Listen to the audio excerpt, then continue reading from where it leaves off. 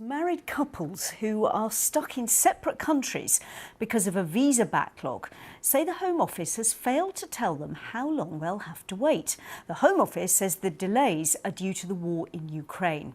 Well, Deon, who has been kept apart from his wife for 7 months, joins us now. And I'm delighted you're with us, Deon. 7 months apart. Tell us why you've been apart for so long.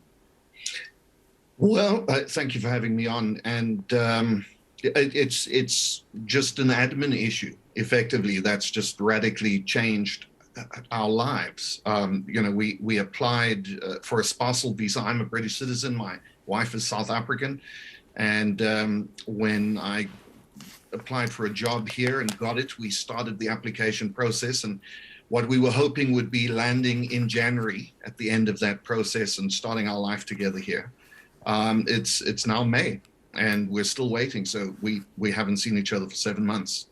And that must be very difficult because I understand, I think up until then, I can't remember how long you've been married, but up until then you'd only been apart for a week at most. Yeah, a couple of days here and there on a business trip is as long as we've ever been apart. We've been together now for 13 years. So, a very happy and sort of intimate relationship for 13 years. So having that suddenly broken, when we knew we were aiming for January and maybe with a delay, February, it was fine. We could wrap our heads around that and get on with something. But now that we just have no idea when this is going to be processed, we don't know if it's a week, a month, or a year. We just don't know how to proceed with our lives. Yes, you're in limbo, and I think your wife particularly is in limbo. She hasn't actually got a home at the moment, has she? No. So when we started the process, we sold everything. So we had no home. She just went down to her parents and her family down at the coast and has been staying on a couch ever since, between one of her family members, And what we were hoping for, just a few weeks of that and then leaving, the small inconvenience of that, has now turned into a 7-month ordeal, which we don't see the end of. So she can't start a job. She has no goals. Her goals are all here, and she can't begin any of them. And so she wakes up every day just kind of in waiting mode, really. Yeah, no, I'm sure. How much have you spent? How much has this all cost?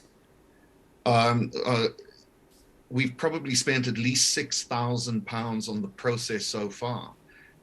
And for us, that's just an enormous amount of money. I mean, we really did have to sell everything to make it happen. And what our hope was is that we'd both be earning, come sort of February, and we'd be able to get back on track again, pay some debts, pay off the loans that we took to make that happen. But of course, now we're paying for both of our lives in 2 separate places on a single salary. So look, financially, it's difficult, but by far the most difficult thing is just the unknown, just trying to stay positive and upbeat about the relationship, not knowing what the next step is.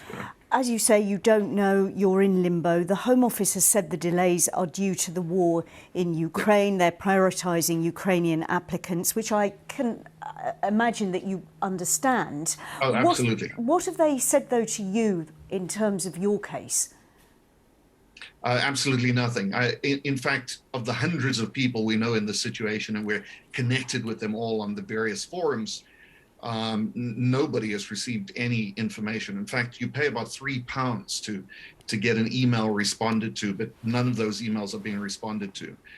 Nobody's got any news. And when we have asked, it's just dead silence. And so we just don't know. And just to be clear, we have massive empathy. We really would love to see every single Ukrainian possible get taken in and be helped. But what we're not understanding is why it's an either or situation. We have a situation where more staff are needed to do an administrative job, and we just can't understand why it's such a backlog. Okay, we must leave it there. Deon, thanks so much for telling us your story. Good luck with everything. Thank you. Let's catch up with all the weather news now, shall we? And